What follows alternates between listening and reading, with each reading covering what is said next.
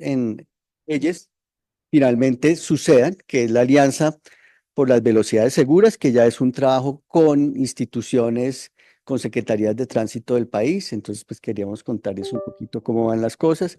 Aquí está Tomás, que trabaja con nosotros, Laura Romero. Entonces, ellos dos también hacen parte del Grupo Sur, por si les interesa como mayor detalle. No sé, Sebastián, como que no me está funcionando este.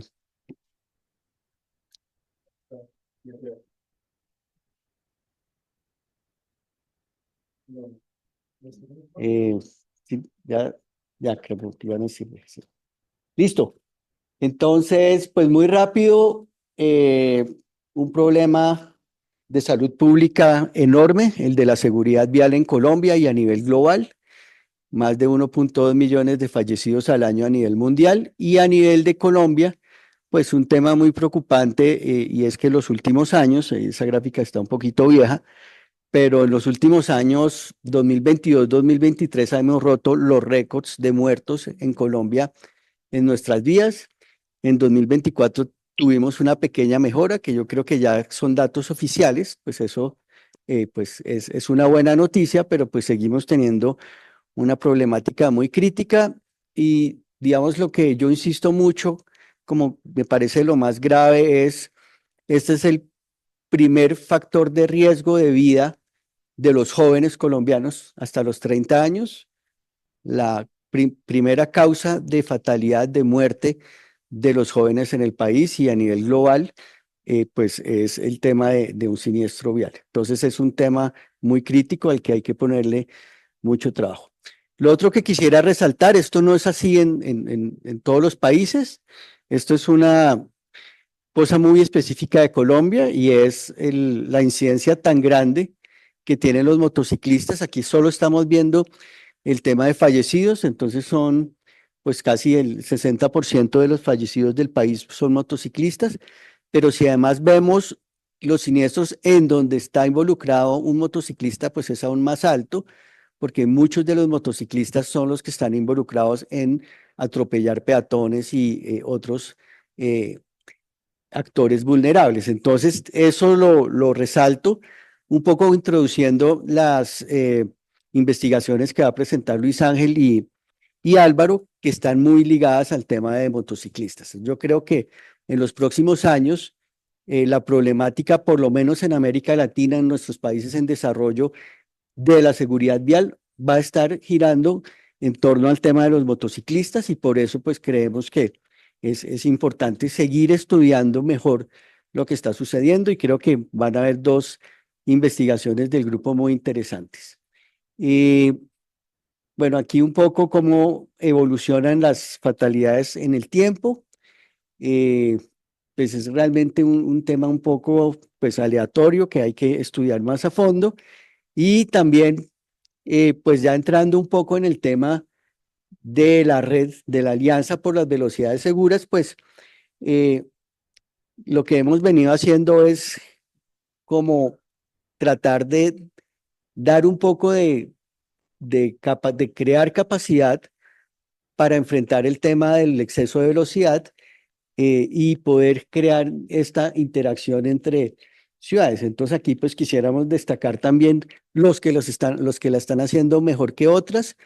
Entonces el año pasado pues la mejor en términos de reducción de fatalidades fue Montería y lleva ya 2 años en donde las cosas pues han mejorado un poco, entonces menos 20 fatalidades si comparamos los 2 años. Pasto también le fue muy bien, Barranquilla, Villavicencio, que siempre ha sido de las ciudades con mayor siniestralidad, alcanzó a tener también una mejora.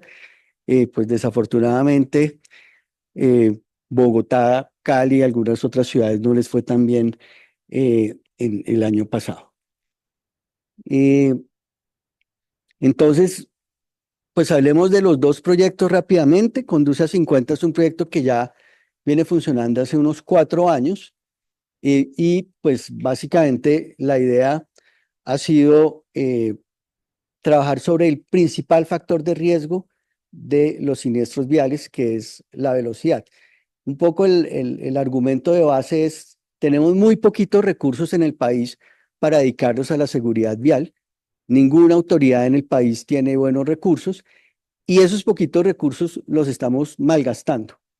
Entonces hay que pegarle a lo que tiene mayor impacto, y lo que tiene mayor impacto, digamos, en términos de reducción de fatalidades, de acuerdo con la experiencia internacional, pues es el tema de exceso de velocidad, y cómo de alguna manera generar un buen control que garantice que se cumplan esas velocidades. Entonces, en eso es lo que hemos estado trabajando. Digamos que nuestro primer gran logro importante fue contribuir de una manera muy activa en la expedición de la ley Julián Esteban. En Conduce a 50 Vive al 100 redactamos varios de los artículos que quedaron en esa ley, principalmente pues todo lo que tiene que ver con los nuevos límites de velocidad y con una obligación que tienen hoy las autoridades de tránsito del país, que es expedir planes de gestión de velocidad. O sea, que realmente las autoridades prioricen esa problemática frente a otras problemáticas que también son importantes, pero que no van a generar unos beneficios tan claves.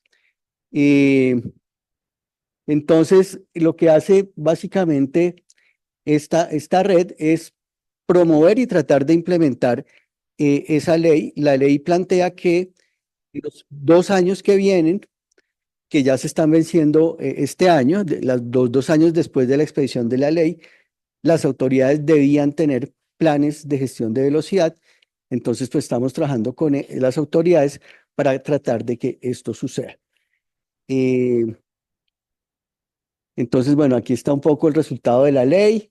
La ley Julián Esteban, pues se inspira en un niño ciclista que fue muy visible en Colombia cuando ganó Egan Bernal el Tour de France. Desafortunadamente, el niño fallece en un siniestro vial con un camión y la madre del niño nos apoyó mucho en el proceso y logramos en un tiempo récord, en menos de 1 año y medio, sacar una ley teniendo en cuenta pues todo el sistema seguro, especialmente el tema de las velocidades.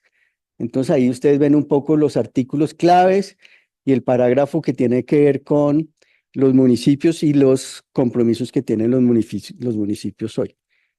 En esa metodología, entonces nosotros trabajamos en varias herramientas de planes de gestión de velocidad, especialmente el de Medellín, pero tuvimos, digamos que aquí hay un apoyo y un liderazgo también muy fuerte de la Agencia Nacional de Seguridad Vial.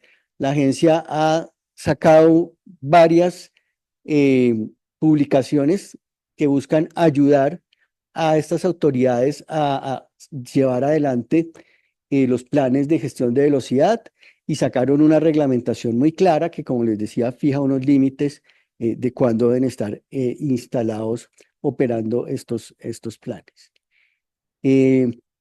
Entonces, pues lo que hacemos nosotros es contribuir a construir estos planes.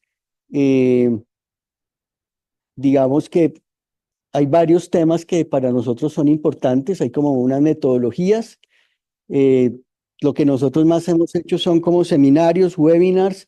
Hemos tenido encuentros ya en varias regiones del país. Arrancamos en Cartagena, tuvimos un encuentro en Bogotá, aquí en la Universidad de los Andes, tuvimos un encuentro en Manizales y vamos a tener este año vamos a tener ya, estamos muy avanzados en 3 encuentros nuevos.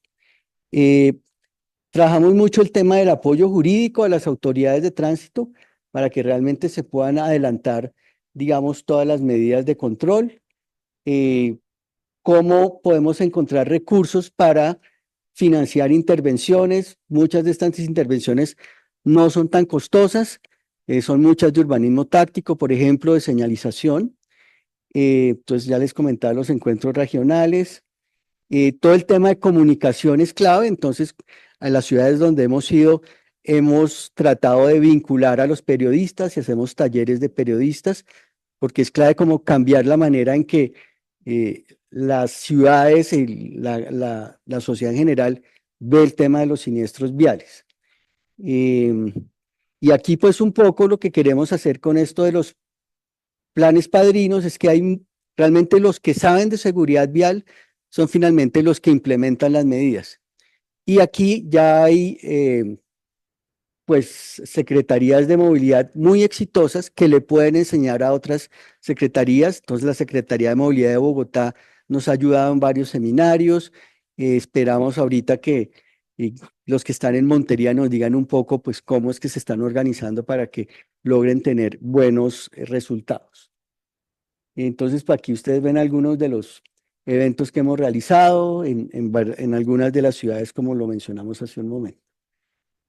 Tenemos, además del aliado, digamos, institucional clave, que es la Agencia Nacional de Seguridad Vial, tenemos otra organización que también ha sido importante, que es Asocapitales, que es la Asociación de Ciudades Capitales del país, que digamos que nos ha dado también una retroalimentación muy importante.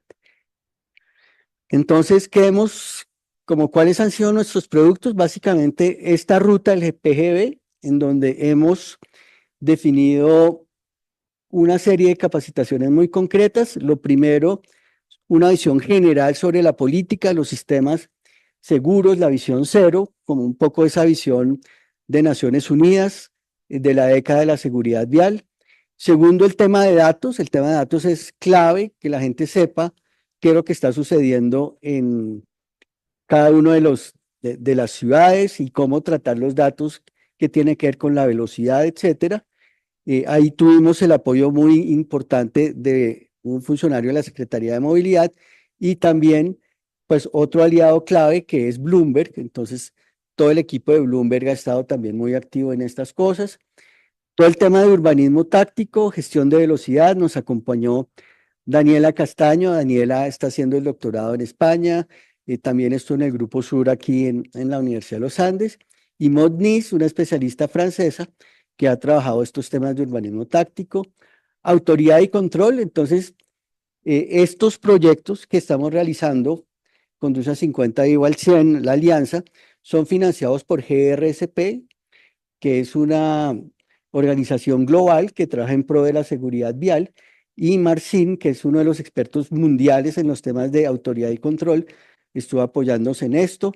También trabajamos el tema de comunicaciones. Lucy Molano, que es una gran experta en temas de cómo hablar de la comunidad, cómo desarrollar consensos con la comunidad, y María Fernanda Cárdenas, que es de Vital Strategies. Ellos también nos ayudaron en los diferentes eh, eventos. Entonces ustedes ven que aquí es clave como crear esa red de expertos y que podamos interactuar. Entonces, si ustedes en algún momento están interesados en presentar algo específico, valioso en términos de gestión de velocidad, pues ahí estamos, digamos, listos para poder recibir su retroalimentación. ¿Cuál ha sido como el impacto de este proyecto? Entonces, pues hemos tenido participantes de todo el país hasta de fuera del país. Entonces, aquí fuera del país hemos tenido 8 participantes en los webinars. A nivel ya de departamento, pues básicamente en todos los departamentos de Colombia hemos tenido gente que se ha unido a los webinars.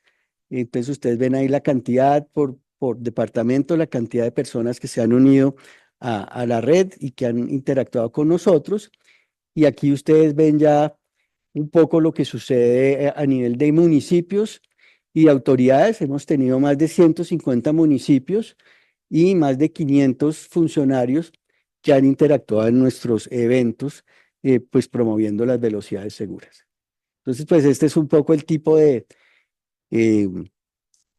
de audiencia que hemos tenido. Realmente nos sorprendió muchísimo el éxito que hemos tenido, digamos, la cantidad de gente que ha sentido que es útil todo este proceso de información que les estamos generando.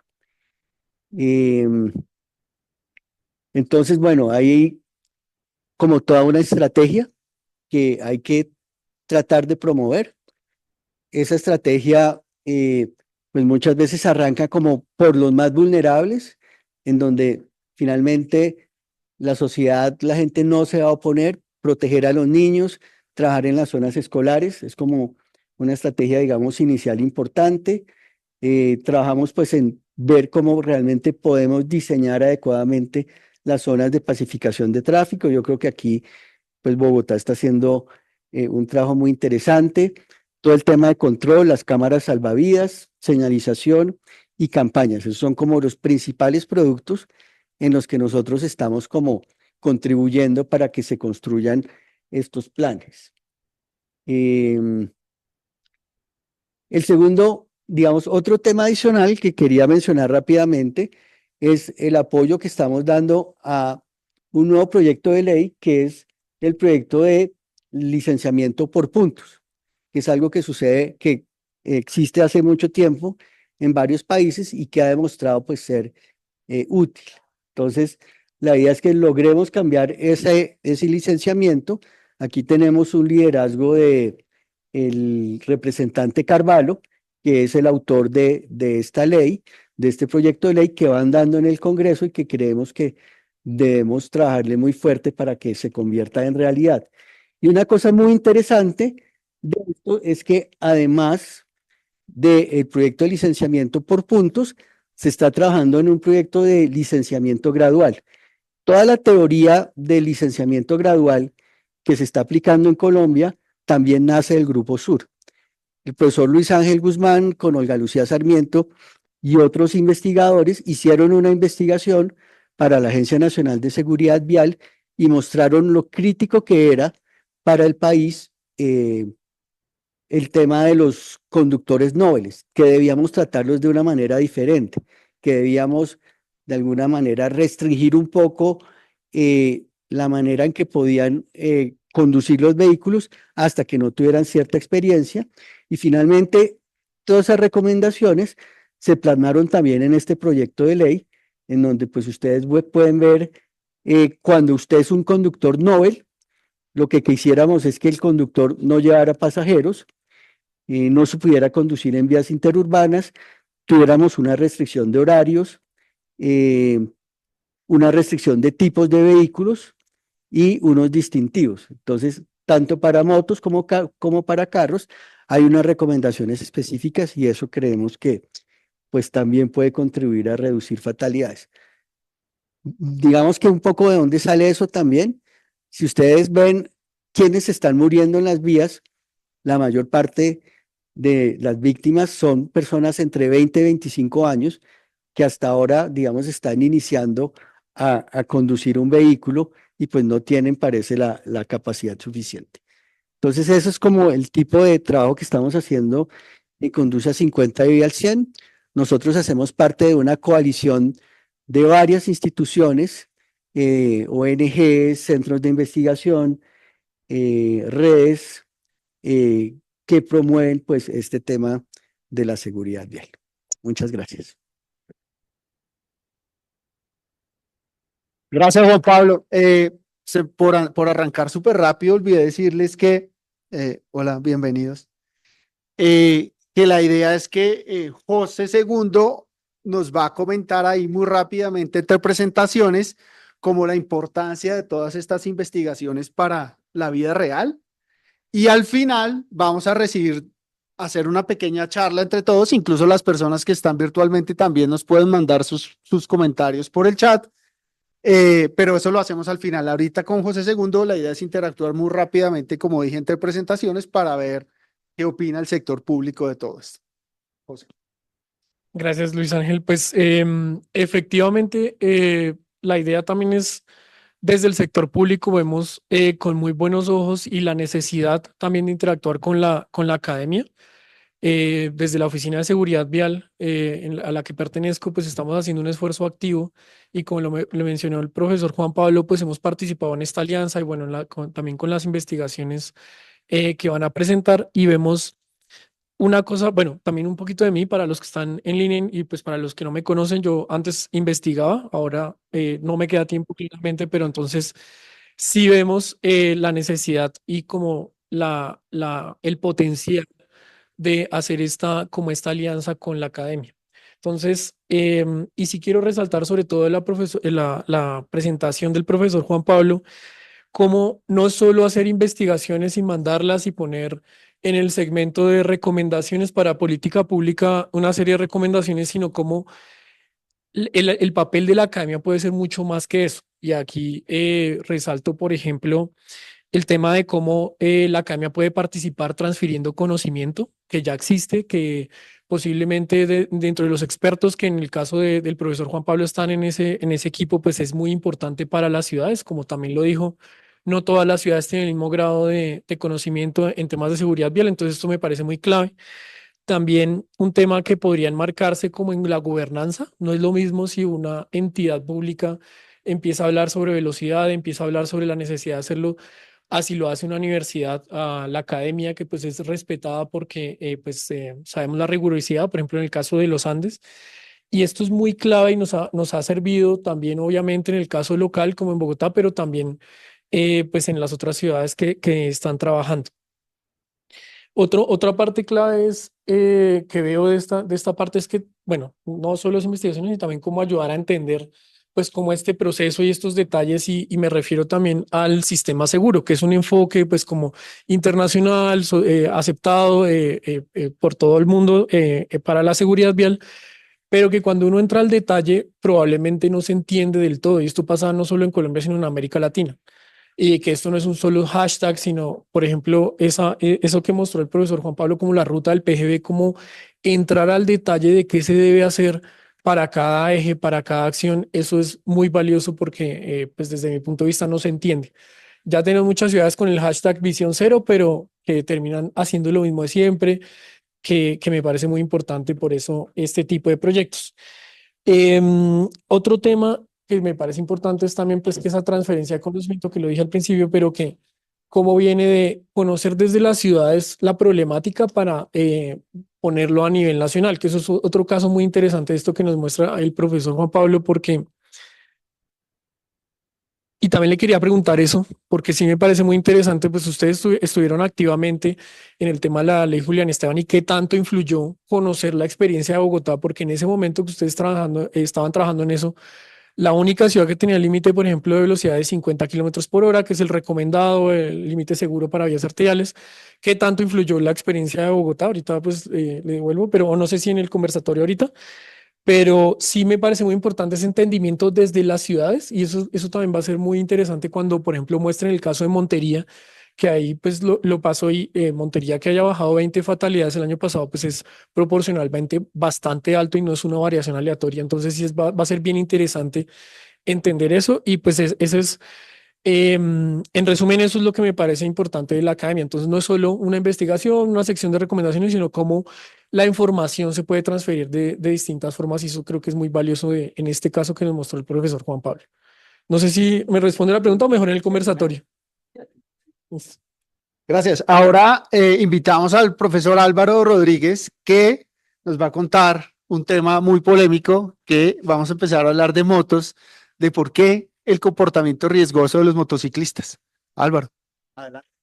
Bueno, muchas gracias, Luis Ángel. Siempre un gusto verlos y verlas de regreso a muchos egresados, a muchos estudiantes, y un gusto, José Segundo, tenerlo por acá. Gracias, Luis Ángel, por la invitación.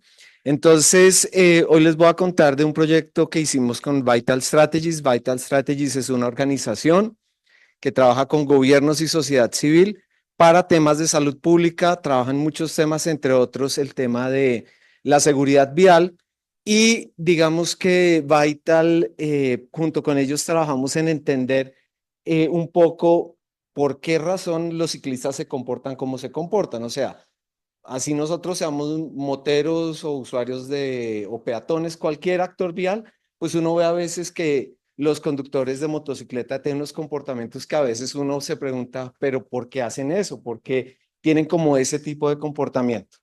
Entonces, cuando decimos un acercamiento mixto, hacemos referencia a que hicimos un estudio a partir de una encuesta y a través de grupos focales. Y usualmente cuando uno le dicen como ingeniero, no, vamos a hacer grupos focales, es como, no, eso es de sociólogos, de ciencias humanas, pero en realidad son métodos que para el comportamiento, para travel behavior, son métodos muy poderosos.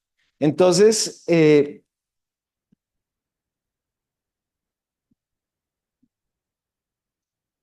písale de pronto a la presentación.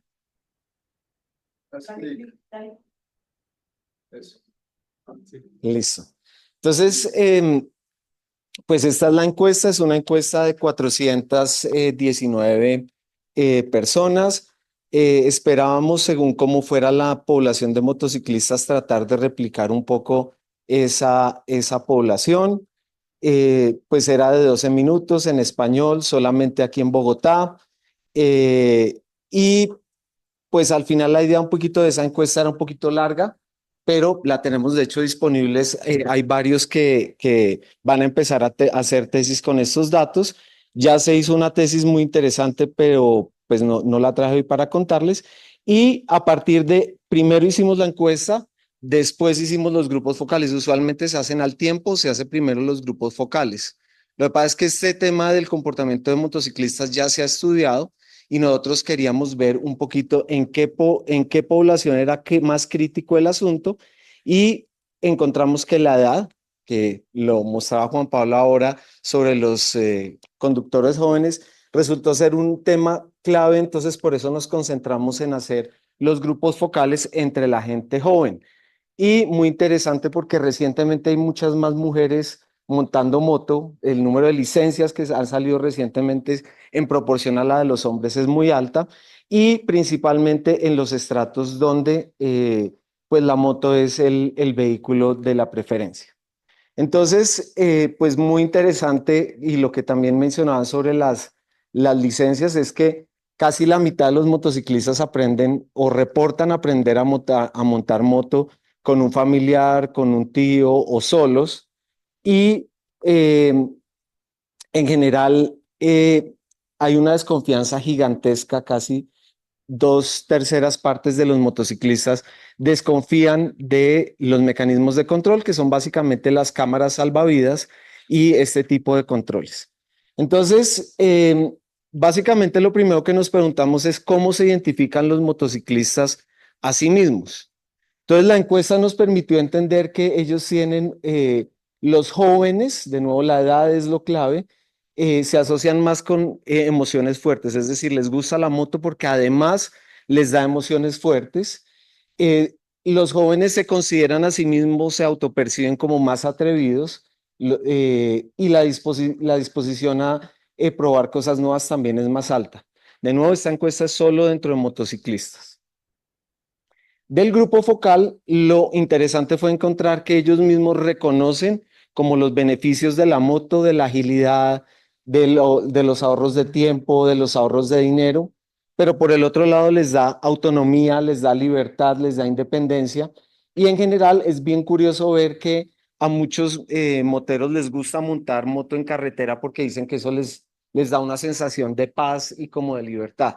Entonces, esto para mí es súper valioso de los grupos focales porque nunca lo hubiéramos podido obtener de las encuestas. Sobre la justificación, un poquito es que los motociclistas jóvenes son más propensos a creer o a estar de acuerdo con la afirmación. Si tuviera que cumplir todas las normas de tráfico, no valdría la pena tener que usar una moto. Es decir, como que parte de la gracia de usar una moto es ir zigzagueando, de pronto montarse en un pedazo en un andén, de pronto acortar por una calle peatonal, cosas de ese estilo. Y aquí vemos esto es pues digamos, una cita textual de cómo dejar, no, para eso tengo la moto, para salirme con la mía. O sea, es como que hay mucha gente que conscientemente sabe que con la moto pueden hacer ese tipo de cosas y lo saben y son conscientes y lo hacen conscientemente. Creen firmemente que los vehículos más grandes les obligan a cometer infracciones para preservar su seguridad. Es decir, esa es otra cosa que vamos a ver en un momento. Los motociclistas ven la responsabilidad de los siniestros en otras cosas. Es decir, no la ven en ellos, sino ven la responsabilidad en otros actores viales. También mostraron lo que se llama normless, no lo supe traducir. Entonces son más propensos a justificar que si algo funciona eficazmente, no importa si se hace bien o mal. Entonces es como básicamente el fin justifica los medios. Si al final funciona, pues no me importa infringir las normas y las reglas pueden romperse mientras no afecten a los otros. Eso es un pensamiento bastante liberal, como decir, "Ah, si yo violo las reglas pero no estoy infringiendo a otros, pues lo hago y no es grave". Y pues es una diferencia grande entre los jóvenes y no jóvenes.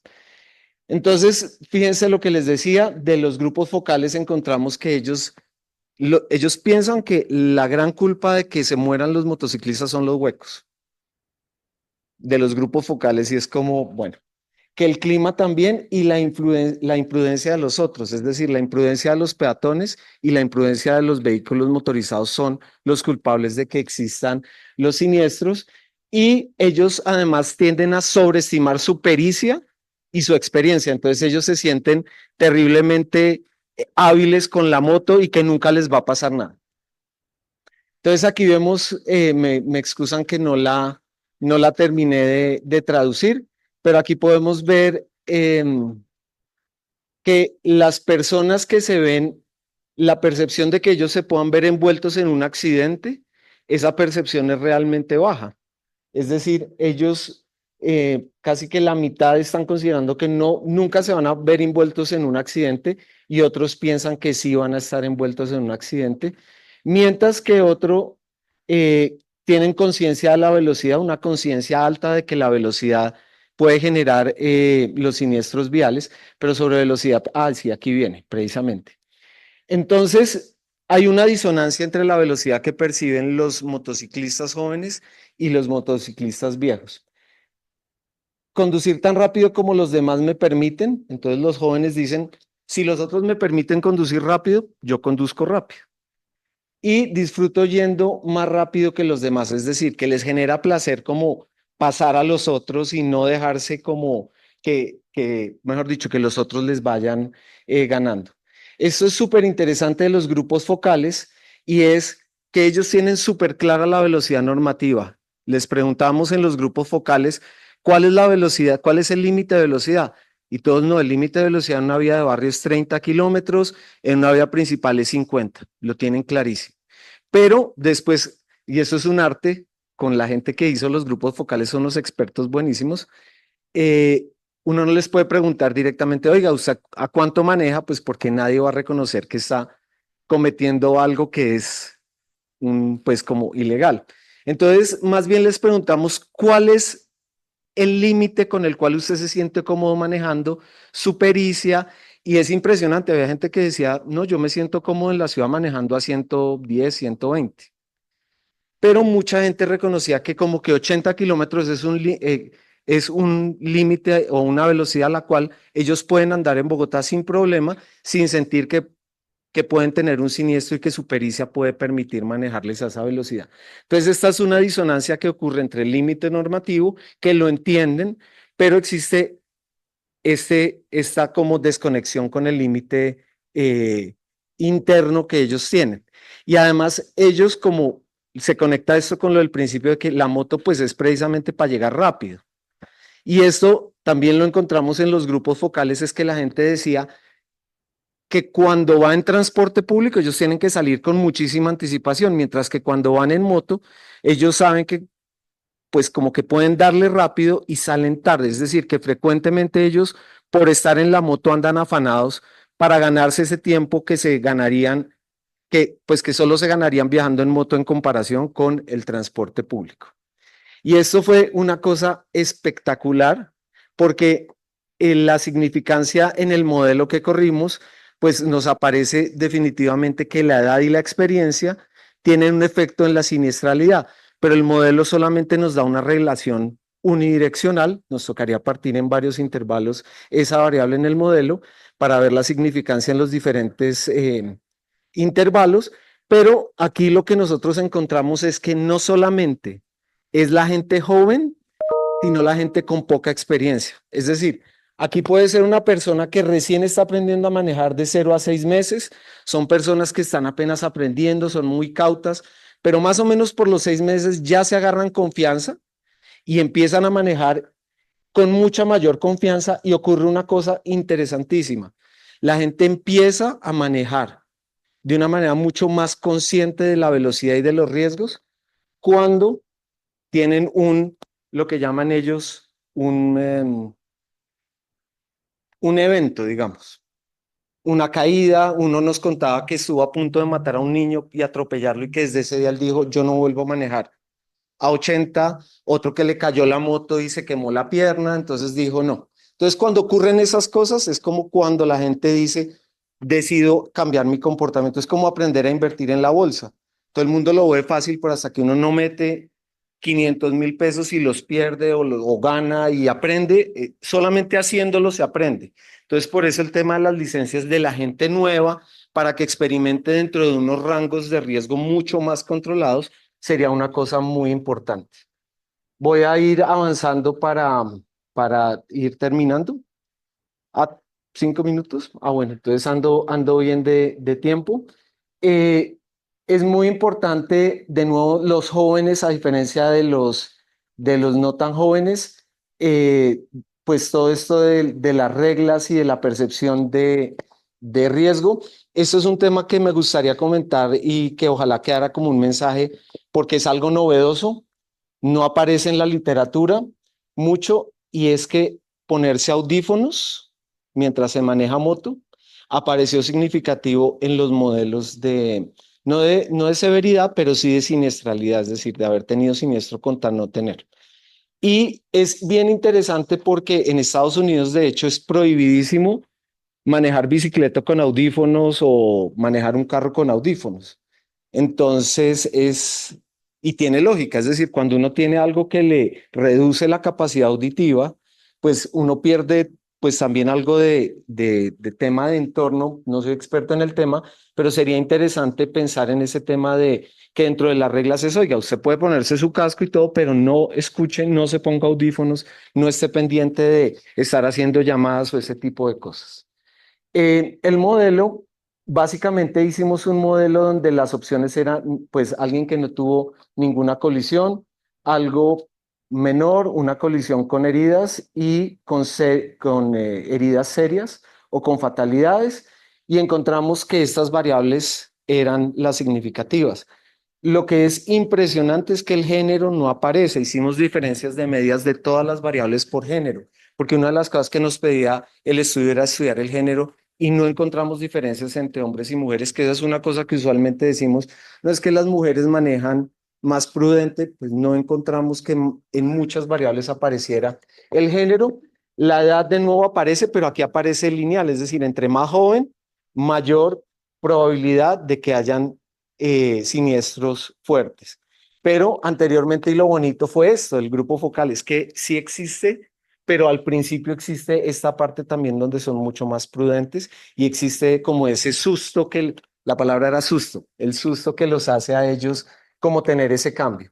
Y las actitudes, es decir, muy fuertemente la tesis de Héctor, pues que no traje para presentársela, de Héctor Vargas, muestra cómo las actitudes de las personas tiene un efecto gigantesco en la severidad de los siniestros viales. Es decir, cuando hablo de actitudes estoy hablando de, por ejemplo, la manera de ser, de cómo percibir el riesgo, de su manera de cómo ver sus temas de personalidad.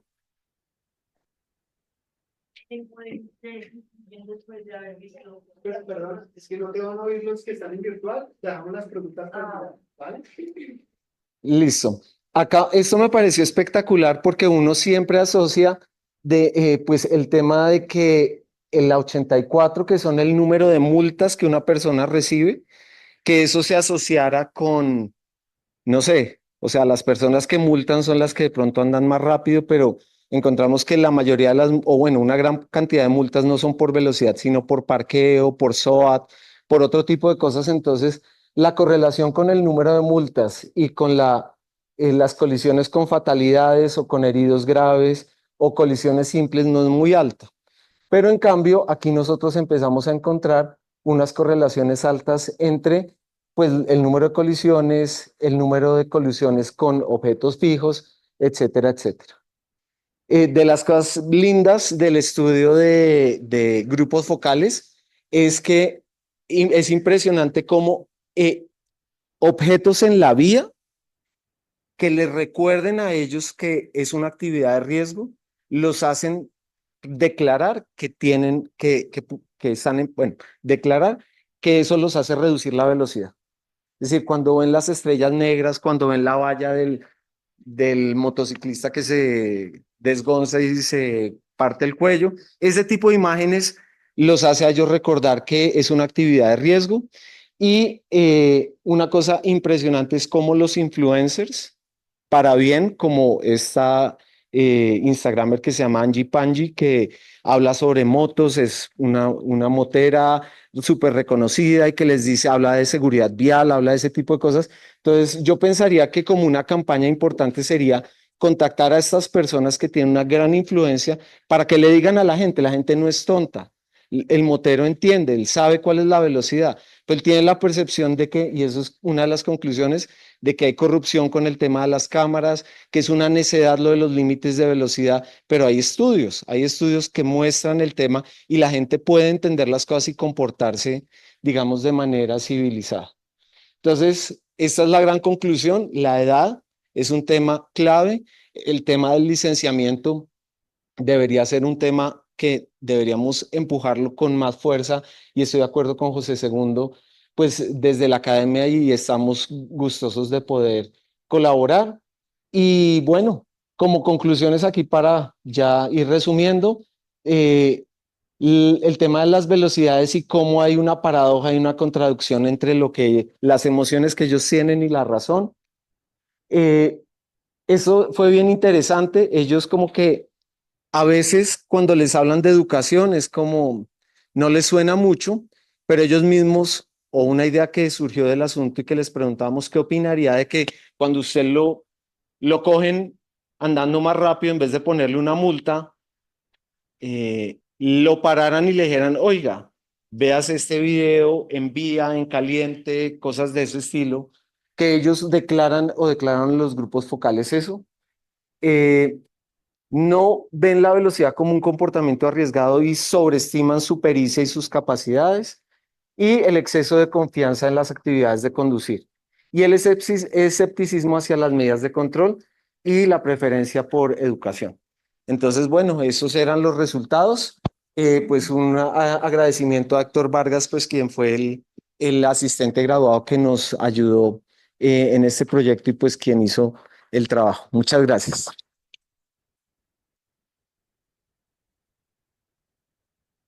Listo, gracias Álvaro. Muy interesante la investigación. Esta investigación acá, pues también anecdóticamente es, desde mi punto de vista, un buen ejemplo de cómo la academia ya contribuyó en las acciones que hacemos desde lo público. La investigación que acaba de mostrar el profesor Álvaro, la usamos ya en nuestra campaña de seguridad vial del año pasado. No sé si la han visto, pero se enfoca en mejorar la justificación de hacer controles y de mejorar sí, como la buena percepción del control enfocado en salvar vidas. Ahí lo presentaba al final el profesor Álvaro y es que pues creen que es solo por molestarlos o pues que no sirve, pero precisamente creo que esa es una forma también de interpretar ese resultado. Pues ellos dicen que eso no sirve, pero acá les mostramos que sí sirve y que está salvando vidas y de hecho también tenemos evidencia al respecto en Bogotá.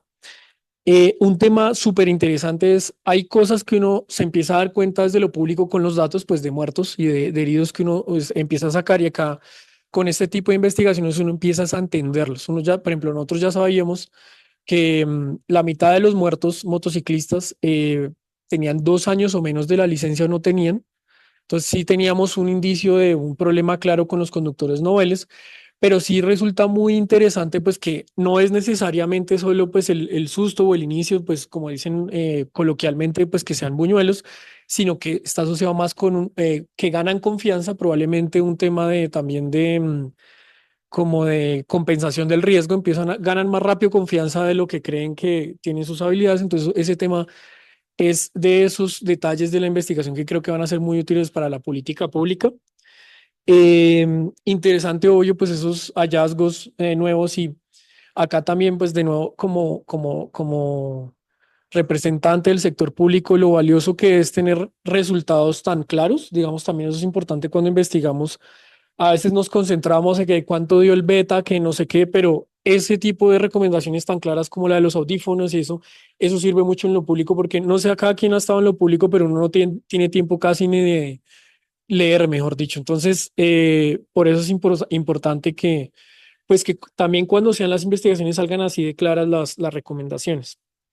Un tema con el género que quería de pronto comentar, y no sé si también es una pregunta ahorita para el panel, es, yo creo que sí tiene sentido que no haya dado el tema de género, y la razón es porque también eso nos indica un tema sobre la motocicleta, que el riesgo, digamos, objetivo de andar en motocicleta, que además sí depende de otros actores viales, pues es mucho mayor andar en otros modos. Cuando uno mira la cantidad de muertos por cada viaje realizado, por ejemplo, que es como más o menos el riesgo por modo por viaje, em, en el que menos difiere por género es en en los motociclistas. Entonces, tenemos, por ejemplo, que en total en Bogotá, el 80% de los muertos son hombres. Entonces, hay un tema claro sobre género, sobre actitudes riesgosas, pero cuando miramos en temas de solo en moto, la diferencia de riesgo por viaje realizado no es tan alta.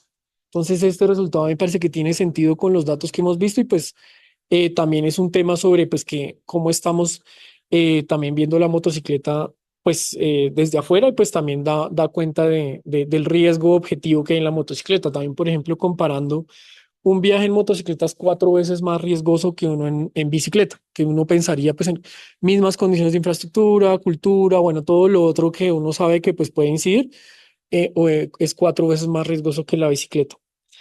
Em, bueno, pues ahí súper clave también, pues todas sobre la edad, sobre esos temas son importantes y pues eso es lo que estamos usando para la campaña que ya hicimos, pero también para la que vamos a hacer esta investigación y también otro caso de éxito pues sobre esta investigación es que no solo nos contaron los resultados, sino que nos incluyeron en un taller precisamente para desarrollar la investigación y por eso creo que resultó siendo tan útil, no, pues no autoechándonos flores, pero sí creo que fue un trabajo importante de incluir a lo público desde que estaban viendo la necesidad, cuál es la necesidad, qué variables vemos importantes y por eso creo que pues es tan fácil usar esta investigación para nuestras campañas. Eso sobre el límite de velocidad también pues digamos, creo que ahí hay mucho más por explorar. Sí nos parece interesante que lo sepan, crean que no es bueno y que crean que no es bueno controlarlo. Entonces también creo que hay que mirar cómo darle esa vuelta porque si perciben que la velocidad les aumenta el riesgo, etcétera, pues toca mirar cómo hacer esa conexión, porque siento que también puede ser una disociación cognitiva, pues porque por un lado dicen una cosa, pero por el otro se contradice. Entonces eso es bien interesante porque puede ser un tema clave para trabajar en las futuras campañas. Eso era lo que quería comentar y ahorita, bueno, ahorita hablamos más de las preguntas. Listo, Gracias. gracias. José, gracias. Álvaro, gracias. Bueno, ahora me toca a mí. Ya saben quién soy. Y hoy les quiero venir a contar un trabajo que no hemos terminado y que estamos haciendo de la mano con la Universidad Johns Hopkins y también aquí con José Segundo. Y es tratar de responder dos preguntas y creo que Álvaro nos mostró cosas muy interesantes y es por qué la moto es tan atractiva y qué podríamos hacer esto desde el punto de vista de la política pública con las motos para racionalizar su uso. ¿Y por qué? Aquí la idea no es satanizar las motos, por supuesto. Sebastián, no funciona la vaina. Ya. Y es que, bueno, aquí tenemos un representante del Andy, ¿cierto? Me leí este informe donde tiene muchas cosas muy interesantes del impacto en el aparato productivo del país, no solamente por la venta, reparación y de estos vehículos, sino por su impacto en empleo, en el PIB. Tiene cosas muy buenas que se resaltan aquí muy claramente, eh, pero también tiene cosas no tan buenas. Generalmente, y aquí ya lo hemos visto, nos hemos preguntado cuánto le cuesta a una familia que un motociclista se caiga y quede paralítico y no pueda volver a trabajar, por ejemplo. ¿Cuánto vale eso? No solamente en dinero, sino la carga emocional, por ejemplo, sin contar los muertos. No hemos hablado tampoco de los temas de contaminación. Por ejemplo, las motocicletas por ley no están obligadas a tener el catalizador que sí tienen los automóviles. Recientemente salió el tema de los ABS, pero eso hace que el uso excesivo de este tipo de vehículos esté causando problemas, así tenga, como ya dije, muchos impactos positivos. Y en ese orden de ideas vemos, y la creencia general es que la moto es una solución muy atractiva y muy eficiente para las personas desde el punto de vista individual. Eso no tiene duda alguna, pero si lo vemos desde el punto de vista de la ciudad, de las sociedades, es de verdad una solución efectiva. Y no lo hablo solamente del dinero, porque siempre, por ejemplo, en clase yo les digo a los estudiantes, el metro nos costó 13, la primera línea del metro nos costó 13 billones de pesos. Si fuera solo por movilidad, pues comprémosle una moto a cada bogotano y nos ahorramos plata, pero ¿qué pasaría? ¿Vale? Entonces, eso es lo que quiero que empecemos a ver, porque definitivamente las motocicletas están teniendo mucho éxito y queremos saber por qué, más allá de lo que se dice por ahí. Esta fuente de Andemos es bien diciente que el año pasado se vendió una motocicleta en Colombia cada 1 minuto y medio. Entonces, eso es, pues si yo fuera fabricante de motos estaría feliz, ¿no? Pero bueno. Pero yo quiero que le pongamos cifras al fenómeno, en este caso en Bogotá. Ya Álvaro nos habló de los comportamientos, Juan Pablo nos habló de las siniestras fatalidades en todo el país, pero ¿qué pasa en nuestra ciudad? En nuestra ciudad se hacen 900.000 viajes al día en motocicleta, pero eso representa más o menos el 7,5% de todos los viajes que se hacen en Bogotá, es decir, de cada 100 viajes, 7,4 son en motocicleta, si hablamos de reparto modal normal, pero si le metemos la distancia recorrida representa un poco más. ¿Qué nos está diciendo ese número? Que generalmente los motociclistas hacen viajes un poquito más largos, ¿vale? Para que podamos comparar, en bicicleta, por ejemplo, se hacen 890.000 viajes. Digamos que los ciclistas y las motocicletas están ahí en niveles similares. Y como todos sabemos, la inmensa mayoría de los motociclistas en Bogotá viven en zonas de estratos 1, 2 y 3. Este es otro dato importante. Tenemos en Bogotá 551.000 motos registradas. Habría que agregarle las motos registradas que hay en Soacha, en La Calera, Faca, Chía, Cibate, etc. Pero aquí empezamos a ver datos preocupantes. Entre las dos encuestas de movilidad, 2019 y 2023, vemos que el uso de la moto aumentó 19% y al mismo tiempo el transporte público disminuyó un 14%.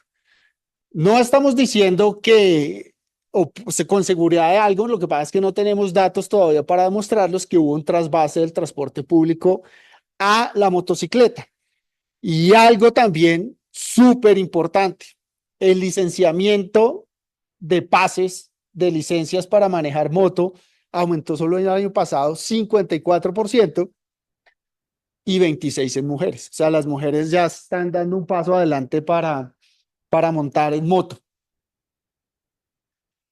Y además, aquí los tengo de forma general, quienes circulan a velocidades no seguras, es decir, a más de 50 kilómetros por hora, aunque los carros también lo hacen, en su mayoría los motociclistas son quienes más regularmente se ven involucrados en las mediciones que hacemos en cada año en Bogotá y en Cali. Son quienes más infringen esos límites de velocidad en vías principales. Y eso tiene consecuencias. No me voy a detener aquí mucho, pero Juan Pablo habló de los muertos y fatalidades y siniestros en el país. Yo me centro en Bogotá, donde casi la mitad de los muertos el año pasado en Bogotá fueron motociclistas. La matriz de colisión de tráfico, que es el elemento que nos dice qué se choca contra qué, vemos que en general los motociclistas se mueren contra objetos fijos, es decir, se chocan contra un poste, una pared, el transporte de carga y el transporte individual en menor medida, pero también lo que es muy preocupante es que los motociclistas están atropellando a la mitad de los peatones fallecidos. Eso es gravísimo, gravísimo. Y de nuevo la pregunta, ¿qué podemos hacer? ¿Qué podemos hacer para qué? Y esto no solamente nos lo preguntamos en Bogotá y en Colombia, esto se lo pregunta, por ejemplo, la Organización Mundial de la Salud, porque la motocicleta en América Latina y particularmente en África está teniendo un boom impresionante. La Organización Mundial de la Salud está muy preocupada por esto. Invitó a la universidad hace poco a la conferencia de ministros de transporte que se celebró en Marruecos para tratar de responder este tipo de preguntas. ¿Vale? Y la idea no es responder, no, pues es que es la única forma de movilidad, no, es que el transporte público es muy malo, no, que el transporte público es muy caro. Lo que queríamos saber acá es ponerle cifras verdaderas a ese por qué. Entonces, ¿qué hicimos? Hicimos una encuesta a motociclistas en toda la ciudad y la diseñamos de tal forma que fuera representativa para la población motociclista. ¿Por qué es importante para nuestro caso que sea representativa estadísticamente para poder darle peso a los resultados y extrapolarlos a política pública? Y el muestreo lo realizamos teniendo en cuenta las diferencias de sexo, edad, niveles de ingreso en el uso de la motocicleta. Otra parte también muy importante es yo para qué uso la moto. Entonces aquí tuvimos dos módulos, uno para motociclistas que usan su motocicleta como instrumento de trabajo, le hace domiciliarios, y la otra para quienes usan la motocicleta como modo de transporte. Algunos descriptivos muy rápidamente que vamos a ver que coinciden muy bien con los datos que se conocen de la encuesta de movilidad. Pues el segundo lo acaba de decir, la inmensa mayoría de los motociclistas son hombres, 88%. ¿Dónde viven? En las zonas, en los barrios de estratos 1, 2 y 3. Pero vemos que, también la gran mayoría viven en hogares que se ganan menos de 3 salarios mínimos, que es ese valor más aproximadamente. Y aquí empezamos a ver cosas muy interesantes de, todos tenemos el imaginario, ¿por qué compramos moto? ¿No? Porque es más, si yo uso Transmilenio 2 veces al día y somos 2 los que usamos Transmilenio, nos estamos gastando un montón de plata, pero vemos que los motociclistas en promedio se están gastando 350.000 pesos en gasolina solamente. Entonces aquí ya podemos ir pensando que de pronto usar la moto no es tan barato. Debe haber otras razones además del precio, porque es un cuarto, un 25% del salario mínimo. Perdón, me divagué. Tenemos que ver, además del precio, qué es lo que hace que la gente monte en motocicleta o compre motocicleta. Álvaro también lo dijo, en Bogotá, seguramente si esto lo hacemos en otras partes del país, el porcentaje de motociclistas sin licencia válida va a ser más alto, pero en Bogotá es sorprendente. A mí me sorprendió que el 16% de los motociclistas manejara sin licencia y más de la mitad es autodidacta. Yo no sé cómo sacan el pase, ¿no? Eso es algo interesante. Y además también muchos tienen experiencia en el asfalto. Todos se han caído y la mitad de los que se han caído han tenido consecuencias graves. Entonces, esto también es chévere por lo que le decía Álvaro. Empiezo a manejar la moto, me caigo, me pego durísimo y como que me contengo, ¿no? Y en promedio, desde la expedición de la licencia, los motociclistas tienen 8 años de experiencia y se han caído o han atropellado a alguien en promedio 2 veces en ese tiempo. Entonces vemos que en general nuestros motociclistas son hombres en su mayoría, algunos no tienen licencia, la mayoría ha aprendido por su cuenta y se han caído o ha pasado algo grave durante ese periodo. Aquí nosotros queríamos, más allá de los temas obvios, que es qué pasa si hago esto, deja de usar la moto o no, queremos mezclar también cuantitativamente los rasgos de personalidad y las percepciones de los motociclistas. ¿En qué? En la preferencia por usar la moto o no usar la moto bajo ciertas circunstancias. Entonces aquí, esto es una lista de varios descriptivos que tenemos. La idea es que ya les muestro un momento. aquí con Angie, la idea es cuantificar esto y meterlo como unas variables latentes en el modelo, pero no me quiero meter en cosas muy técnicas. Pero aquí es interesante porque la inmensa mayoría, como todos podríamos suponer, piensa que es mejor la moto que el Transmilenio, ¿cierto? También que es más barato, pero cuando contrastamos las cifras, parece que no tanto. Y la percepción de seguridad aquí ya empieza a tomar unas diferencias interesantes. Y también empezamos a ver esas actitudes de personalidad. Aquí en la ciudad, todos, si yo tengo mi moto, bueno, ahorita Juan Esteban nos puede contar si manejar moto se siente libre, ¿cierto? U orgulloso. Y también vemos esos rasgos de personalidad, como por ejemplo mejora mi estima, mi imagen ante mi novia, mi novio, mi barrio, no sé qué.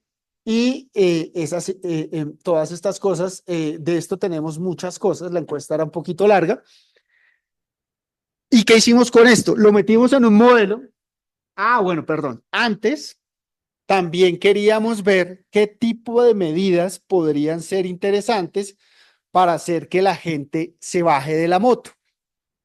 Y en este tipo de medidas mezclamos dos medidas, las medidas como de garrote, o restricciones, y las medidas zanahoria, como atraer, uno es empujarlos a la fuerza de la moto y lo otro es atraerlos hacia otros modos de transporte. Esto es un ejemplo donde les preguntábamos diferentes escenarios de elección, donde preguntábamos por el pico y placa solidario, que ya saben que es pagar por circular, prohibición del parrillero no con objetivo de temas de seguridad como casi siempre sale, sino por el tema de transporte, mototaxi, todo esto, el tema del SOAT. También exploramos qué pasa si yo le doy una tarjeta a tu llave. Déjame al final, hacemos las preguntas. Aquí me preguntan si estos son los límites. No, estos atributos los pusimos nosotros y bajo estos escenarios hipotéticos, la persona respondía, bajo este escenario, ¿uso o no la uso? ¿Vale? Esto es un ejemplo, ¿de acuerdo? ¿Qué pasa si hacemos el transporte público más rápido? ¿Se bajaría de la moto? ¿Vale?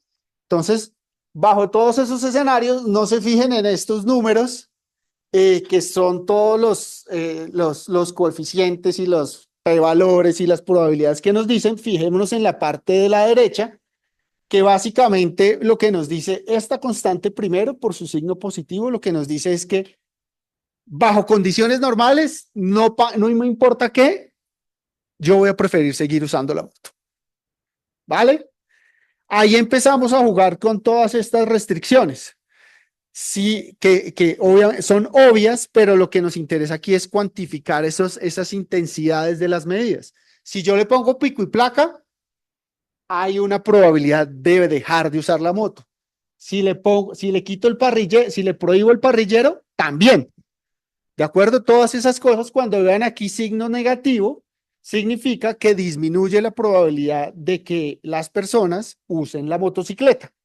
¿De acuerdo? Pero aquí ya empezamos a ver, se complica un poco el modelo porque, por ejemplo, las personas que declararon ser trabajadores, por ejemplo, repartidores que usan la moto como su instrumento de trabajo, así les pongan pico y placo solidario, no son tan flexibles en dejar de hacer la moto. ¿Por qué?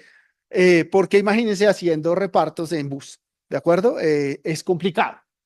Por eso es importante la diferenciación. Pero, por ejemplo, quienes utilizan la moto como modo de transporte, sí tienen una mayor probabilidad de bajarse de la moto, pero aquí empiezan los matices, dependiendo si la moto es más baratica, es decir, con un motor más chiquito, están más dispuestos a bajarse de la moto. Las mujeres aún están más dispuestas a bajarse de la moto. Aquí sí tenemos diferencias por género, pero las diferencias por género son en temas de elección, uso o no uso la moto. ¿De acuerdo? Y quienes tienen motocicletas de menos de 125 centímetros cúbicos están más dispuestos a usarla. Esto es porque le han invertido menos a la moto, seguramente la compraron por necesidad, eso es lo que estamos tratando de averiguar, y estarían más dispuestos a reducir su uso. Este es el tema de estos constructos cualitativos que los estamos metiendo en unas variables latentes para poder cuantificarlas. Hemos identificado, esto lo terminamos con Angie hace una hora. Aquí identificamos 5 variables latentes. En resumen, ¿qué nos dice esto? Por ejemplo, estos constructos cualitativos nos definen la moto como instrumento de trabajo. Esta variable 2 nos muestra cómo es el concepto de nosotros lo llamamos así, la identidad del motociclista, donde vemos que me gusta que me vean en la moto. ¿Te gusta que te vean en la moto? A Juan sí le gusta que lo vean en la moto, se sienten orgullosos, es parte de mi identidad, todo esto. El tema de satisfacción y ocio. Y es interesante que los motociclistas veíamos antes, y aquí tenemos trabajo por hacer, veíamos que es más rápido y más barato usar la moto, pero los motociclistas en general, porque estos signos son positivos, ven con buenos ojos el transporte público, lo ven cómodo, lo ven como una alternativa, lo ven barato y lo ven rápido. Entonces, estos elementos es lo que queremos adicionalmente involucrar en el modelo de elección para ver estas variables, estos constructos latentes, cómo influyen en la elección o no. Aquí tenemos lo que vemos aquí escrito es una descripción de lo que les acabo de decir. Y otra parte importante, sobre todo para José Segundo, es de cuánto debería ser, por ejemplo, el pico y placa solidario para bajar el uso de la moto en X%. Entonces aquí tenemos esas intensidades de todas estas medidas. ¿Cómo se leen estas gráficas? Por ejemplo, si yo le pongo un pico y placa solidario a las motos de 10,000 pesos, bajaría más o menos el uso de la moto un 30%, ¿vale? Si yo les doy a los motociclistas una tarjeta tu llave cargada con 100,000 pesos, bajaría más o menos el uso de la moto un 20 y pico por ciento.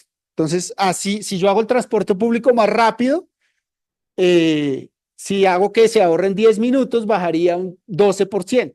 Entonces, vemos que hay medidas que son más efectivas en hacer que la gente se baje de la moto o no.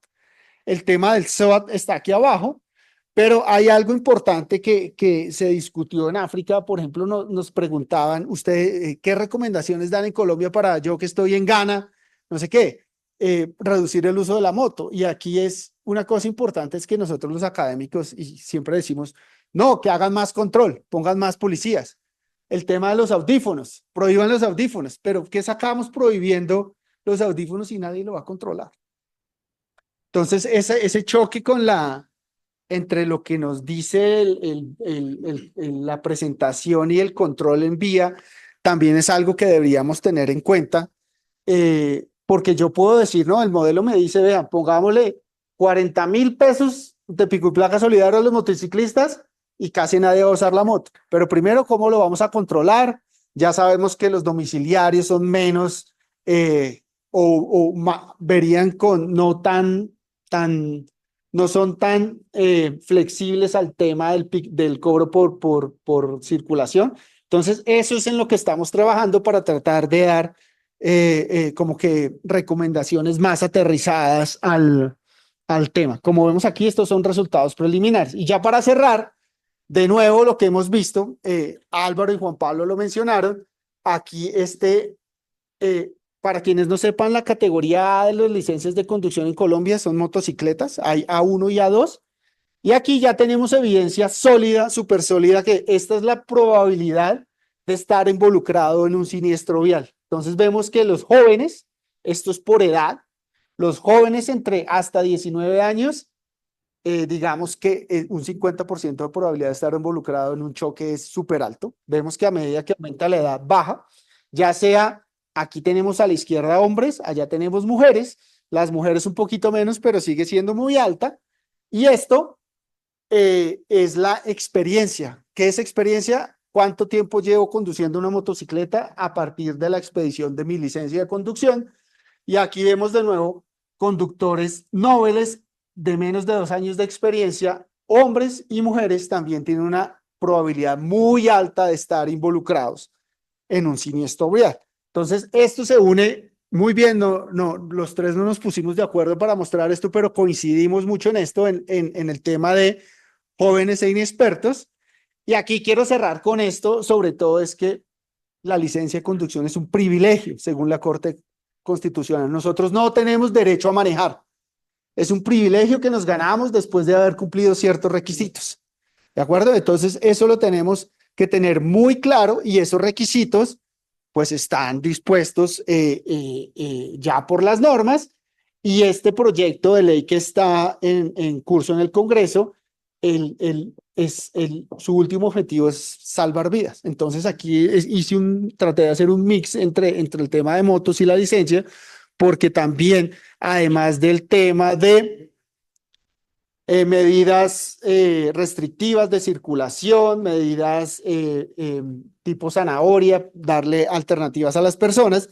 También la licencia, el licenciamiento gradual es algo importante porque esto es un tema que hay que combatir o tratar desde varios puntos de vista. Terminé. Muchas gracias, José.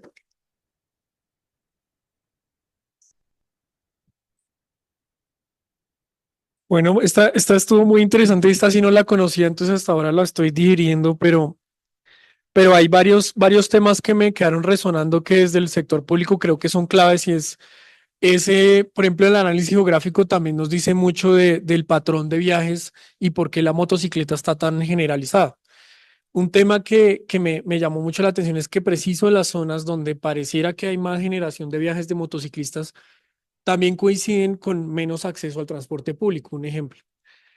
Y eso creo que es muy clave y se demuestra con las variables que usted presentó, profesor Luis Ángel, y es que en general el transporte público sí podría ser una forma de bajar a los motociclistas, o no de bajar, sino de generar mejores opciones para la movilidad. Y ahí hay un tema pues que hoy en día en algunos lugares ya se está hablando que, por ejemplo, el transporte público se debe planificar basado en accesibilidad, que creo que ese tema le pegaría bastante al uso de la moto.